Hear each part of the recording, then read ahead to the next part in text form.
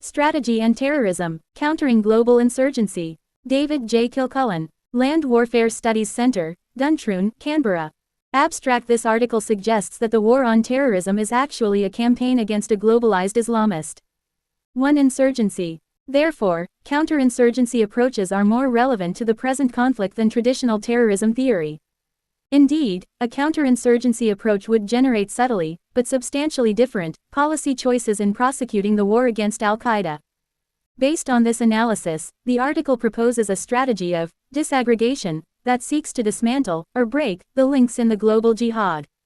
2. Like containment in the Cold War, disaggregation would provide a unifying strategic conception for the war, a conception that has been somewhat lacking to date.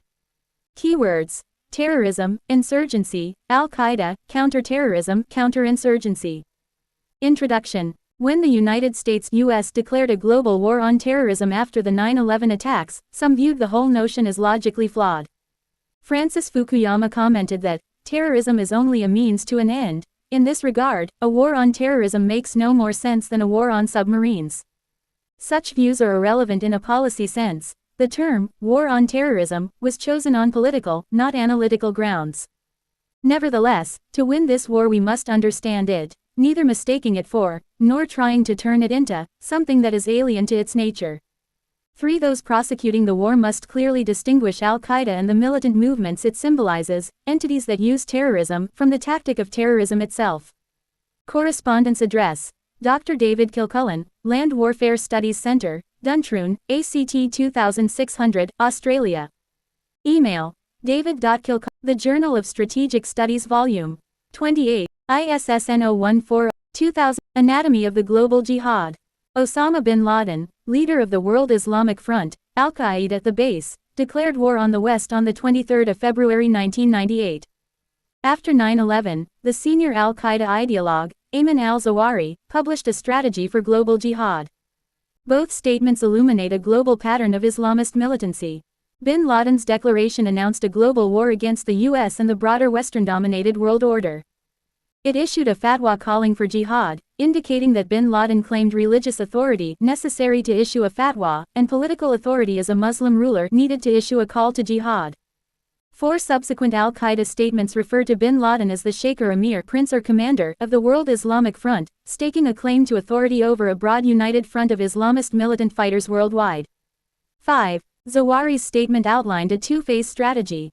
In the first phase, the jihad would turn things upside down in the region and force the US out of it.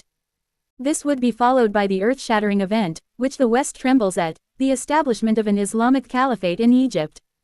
The second stage would use this caliphate as a launchpad to lead the Islamic world in a jihad against the West. It could also rally the world's sick Muslims around it. Then history would make a new turn, God willing, in the opposite direction against the empire of the United States and the world's Jewish government. 6. Al-Qaeda has cells in at least 40 countries and, though disrupted by the loss of its Afghan base in 2001, is still functioning globally. A recent article in the Al-Qaeda military journal Al-Batar asserted that, in the beginning of their war against Islam, the Crusaders had announced that one of their main goals was to destroy the Al-Qaeda organization in Afghanistan, and now, look what happened. Thanks to God, instead of being limited to Afghanistan, Al-Qaeda broke out into the entire Islamic world and was able to establish an international expansion, in several countries, sending its brigades into every Islamic country, destroying the blasphemers, fortresses, and purifying the Muslims, countries. 7. Islamist movements appear to function through regional theaters of operation, where operatives cooperate, or conduct activities in neighboring countries. Evidence suggests that Islamist groups within theaters follow general ideological or strategic approaches aligned with Al-Qaeda pronouncements, and share a common tactical style and operational lexicon.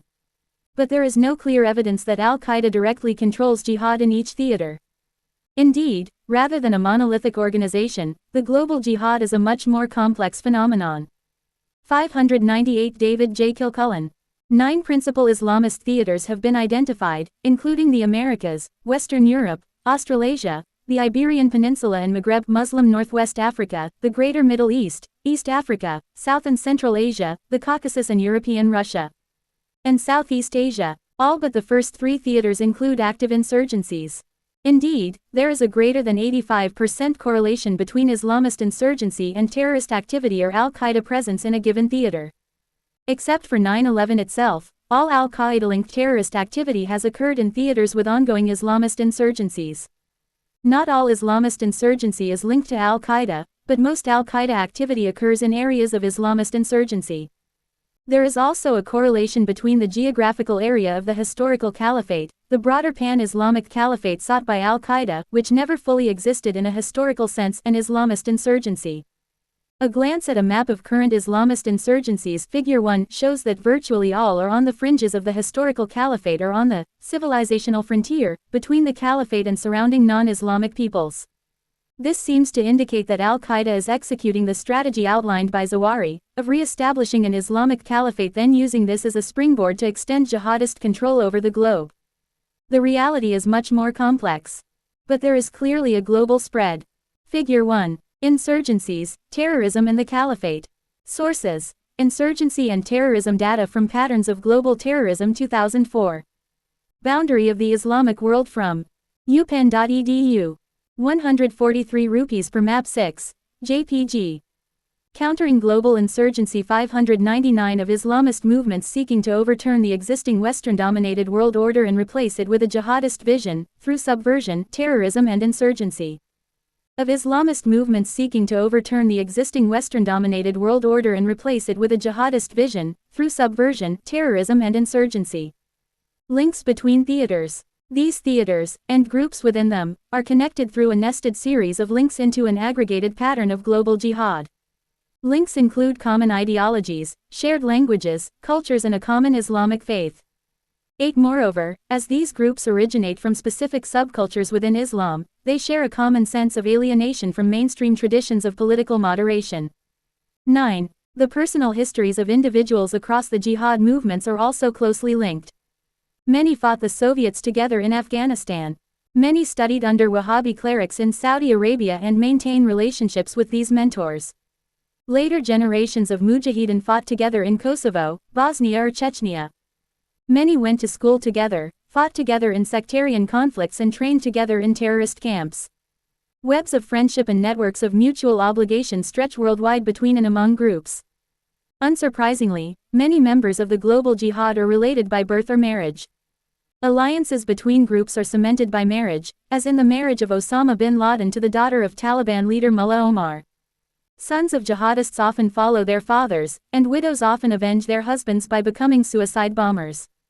This pattern has become so common in Chechnya that such women, known as black widows, have gained independent status as a distinct subcategory of jihad terrorist. 10. Financial links also abound. Groups in different theaters fund each other's activities. Non-governmental organizations, including traditional Hawala banking networks, charitable organizations and religious orders become witting or unwitting conduits for funding. Many of these organizations are based in the Arabian Peninsula. Middle East oil has provided the bulk of terrorist and insurgent funding, making Arabia a hub in the web of financial links joining dispersed movements. An intricate network of private patronage, financial obligation and mutual commitment links groups and individuals in geographically dispersed regions. The evidence is that al-Qaeda is not a central headquarters or high command for the global jihad. Bin Laden does not issue directives for insurgent or terrorist action to subordinate groups. Rather, planning and operational tasking seems to occur through a sponsorship system, with al-Qaeda providing funding, advice and specialist expertise to allied groups. Meanwhile, local groups gather intelligence and targeting. 600 David J. KILCULLEN data and share it across theaters in the jihad. Data and share it across theaters in the jihad. For example, the planned attack on Singapore by al-Qaeda's regional affiliate Jama'ah Islamiyah in 2002 was foiled through the discovery of targeting data in an al-Qaeda safe house in Afghanistan. A recent terrorist alert was sparked by the discovery of targeting data on American schools and public buildings on a captured terrorist's computer in South Asia. So although there is no centralized command and control hierarchy, it appears that local groups plan and conduct their own operations but cooperate within and between regions. Simultaneously, global players like al-Qaeda provide encouragement, tactical support, finance and intelligence for specific operations. 11. Groups across the jihad contribute to a common flow of propaganda materials, supporting each other's local causes and sharing grievances. For example, the English-language website Jihad Unspun is managed by a Canadian convert to Islam, and provides reportage, analysis, comment and spin on issues across all theaters of the jihad. Al-Qaeda issues a fortnightly propaganda bulletin, Sawt al-Jihad, and publishes a jihadist women's magazine, Al-Kansa. Similarly, a flow of cassette tapes, videos and CDs, many depicting so-called martyrdom operations, terrorist bombings or the execution of infidel prisoners, moves throughout jihad groups worldwide. For example, the Russian Hell series of videos, many depicting the torture and execution of Russian troops captured in Chechnya, is popular viewing across South Asia, the Middle East and Indonesia, and is current among certain militant extremist subcultures within the Australian Muslim community. 12. Imagery portraying oppression of Muslims worldwide is also used to stir up resentment and motivate mujahideen. The internet has become a potent tool for groups to share propaganda and ideological material across international boundaries, contributing to a shared consciousness among dispersed groups within the jihad. 13. Terrorist and insurgent groups worldwide have shared access to a body of techniques, doctrine and procedures that exists in hard copy, and on the internet, primarily in Arabic. It includes political tracts, military manuals, and CD-ROM and videotaped materials. Al-Qaeda also publishes a fortnightly online military training manual, Al-Batar. This creates a common tactical approach and operational lexicon across Islamist groups worldwide. Tactics that first appear in one theater permeate across the global movement, via the internet and doctrinal publications. 14. Local, regional and global players. Within each theater there are local actors, issues and grievances. Many have little to do with pan-Islamic objectives, and often predate the global jihad by decades or centuries. For example, Russians have been countering global insurgency 601 fighting Muslim guerrillas in the Caucasus since the 1850s, while there has been a Moro-separatist issue in the Philippines for more than a century. Fighting Muslim guerrillas in the Caucasus since the 1850s, while there has been a Moro-separatist issue in the Philippines for more than a century. Local insurgent and terrorist groups, in some cases, little distinguishable from bandits, continue to operate in these areas. But what is new about today's environment is that, because of the links provided by tools of globalization like the internet, global media and satellite communications, a new class of regional or theater-level actors has emerged. These groups do have links to the global jihad, often act as regional allies or affiliates of Al-Qaeda, and prey on local groups and issues to further the jihad. For example, in Indonesia the regional Al-Qaeda affiliate, Jamaah Islamiyah, has fueled sectarian conflicts in Sulawesi in order to generate recruits, anti-Western propaganda, funding and grievances that can be exploited for jihad purposes. In general, Al-Qaeda seems not to have direct dealings with local insurgent groups, but to deal primarily with its regional affiliates in each theater. This makes the regional-level players in the jihad a critical link. Sitting above the regional actors are global players like Al-Qaeda. But Al-Qaeda is simply the best known of several worldwide actors. Al-Qaeda has competitors, allies and clones at the global level who could step into the breach should Al-Qaeda be destroyed. For example, Hezbollah has global reach, works closely with Sunni movements worldwide, sponsors approximately 80% of Palestinian terrorism, including by Sunni groups such as Hamas, and has strong links to Iran. 15. Hezbollah is one of several groups that could replace Al-Qaeda in its niche of top predator as the jihad evolves. Similarly, financial, religious, educational and cultural networks based largely on Saudi Arabia function at the global level in unifying the effect of disparate actors across the jihad, and often have greater penetration and influence than Al-Qaeda itself. Clearly, therefore, there is a global jihadist movement, but it comprises a loosely aligned confederation of independent networks and movements, not a single unified organization. Global players link and exploit local players through regional affiliates. They rarely interact directly with local players, but sponsor and support them through intermediaries. Each theater has operational players who are able to tap into the global jihad, and these tend to be regional Al-Qaeda affiliates. Saudi Arabia is a central factor, with greater reach than Al-Qaeda itself. As Al-Qaeda is disrupted, its clones and competitors will probably tend to move into its niche and assume some of its role. Understanding the jihad. Western analysts often struggle to characterize the jihad. Is it a formal organization, a mass movement or a loose confederation of allies? Is it a 602 David J. KILCULLEN franchised business model with centralized corporate support and autonomous regional divisions? Franchised business model with centralized corporate support and autonomous regional divisions. Is it merely a myth, a creation of Western intelligence services and authoritarian governments? On the contrary, the emerging picture of global jihad suggests that the network is all too real. But Western models may not be able to fully describe it. Rather, analysis suggests, social and ethnographic models may be more applicable. Carl Jackson during fieldwork in 1968, and this author during fieldwork in 1995-97, independently demonstrated that a model of traditional patron-client authority relationships is applicable to Islamic insurgent movements. 16 Under this model, the jihad is a variant on a traditional Middle Eastern patronage network. It is an intricate, ramified web of dependency and, critically, the patterns of patronage and dependency are its central defining features, rather than the insurgent cells or their activities. Analysts have sometimes seen the marriage relationships, money flows, alumni relationships and sponsorship links in the jihad as secondary, subordinate to a military core of terrorist activity. But fieldwork analysis indicates that jihadist military activity may actually be merely one of the shared activities that the network engages in, while the core is the patronage network. In fact, the jihad appears to function more like a tribal group, organized crime syndicate or extended family, than like a military organization. 17. Many desert tribes traditionally raised camels, but the essence of the tribe was its web of traditional authority structures, family allegiances and tribal honor, not the essentially secondary activity of camel herding. Thus, the Islamist network appears to reside in the pattern of relationships itself. Jihad is simply one activity the network does, it does not define the network itself. Global Islamist insurgency. This globalized jihad network is best understood as an insurgency.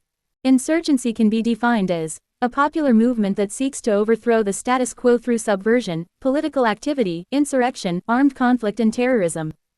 18 By definition, insurgent movements are grassroots uprisings that seek to overthrow established governments or societal orders.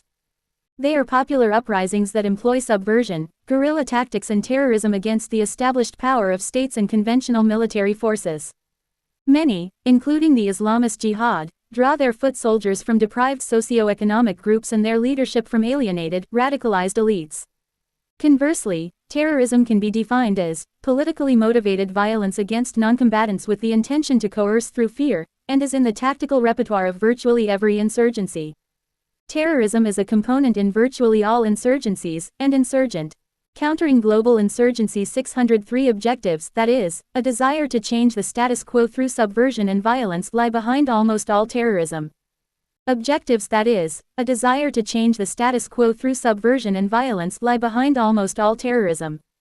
19. By this definition, the global jihad is clearly an insurgency, a popular movement that seeks to change the status quo through violence and subversion.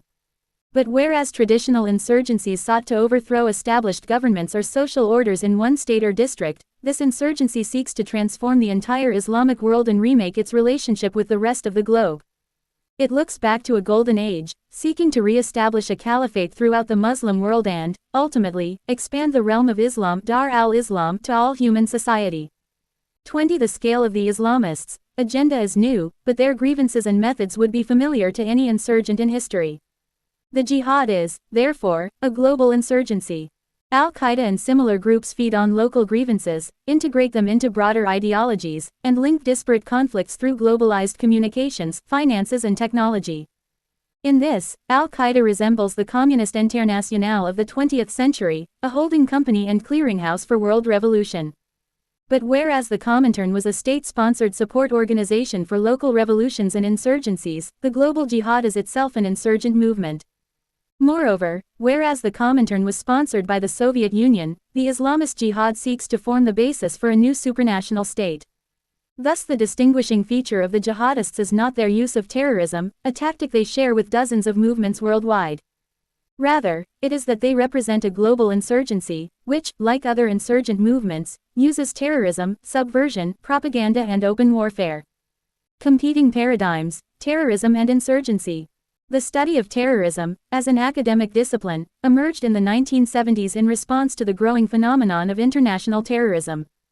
21 Before then, terrorism was seen primarily as a component within localized insurgencies. Indeed, in Malaya in the 1950s the principal British counterinsurgency manual was entitled, The Conduct of Anti-Terrorist Operations in Malaya, indicating that the two activities were seen as synonymous. 22 In this period, insurgency and terrorism were seen as practically the same phenomenon. The term, terrorism, was primarily of political and propaganda value. The term was used to label an insurgent as illegitimate, or portray an insurgent's methods as beyond the pale. But the international terrorism that emerged in the 1970s included groups such as the Baader-Meinhof Group, the Italian Red Brigades and the Japanese Red Army, with little apparent link to any mass movement or insurgency. These were disembodied terrorist groups. 604 David J. KILCULLEN, comprising cells of alienated individuals within Western society, rather than insurgent movements with definite achievable aims. Comprising cells of alienated individuals within Western society, rather than insurgent movements with definite achievable aims. In analyzing these groups, a new paradigm emerged in popular thinking about terrorism. Under this paradigm, shared by many Western legislators and policymakers although not by terrorism specialists, terrorists are seen as unrepresentative aberrant individuals, misfits within society. Partly because they are unrepresentative, partly to discourage emulation, we do not negotiate with terrorists. Terrorists are criminals, whose methods and objectives are both unacceptable. They use violence partly to shock and influence populations and governments, but also because they are psychologically or morally flawed, evil individuals. In this paradigm, terrorism is primarily a law enforcement problem, and we therefore adopt a CASA-based approach where the key objective is to apprehend the perpetrators of terrorist attacks. This paradigm has been highly influential in our approach to the war on terrorism, largely because of the word terrorism in the title. Thus the U.S. seeks to apprehend Osama bin Laden, and some commentators regard the failure to do so as evidence of failure to prosecute the war effectively. Likewise, Australia's response to the Bali bombing of 2002 focused on bringing terrorists to justice, hence the central role of police work in a law enforcement-style approach. The insurgency paradigm is different. Under this approach, insurgents are regarded as representative of deeper issues or grievances within society. We seek to defeat insurgents through winning the hearts and minds of the population, a process that involves compromise and negotiation. We regard insurgents' methods as unacceptable, but their grievances are often seen as legitimate, provided they are pursued peacefully. This may be why mainstream society often accepts insurgents like Nelson Mandela and Xanana Gusmao, who renounce violence but seek the same objectives through political means. We see insurgents as using violence within an integrated politico-military strategy, rather than as psychopaths. In this paradigm, insurgency is a whole-of-government problem rather than a military or law enforcement issue. Based on this, we adopt a strategy-based approach to counterinsurgency, where the objective is to defeat the insurgent strategy, rather than to apprehend the perpetrators of specific acts. Figure 2 provides a summary of the principal differences identified between the terrorism and insurgency paradigms.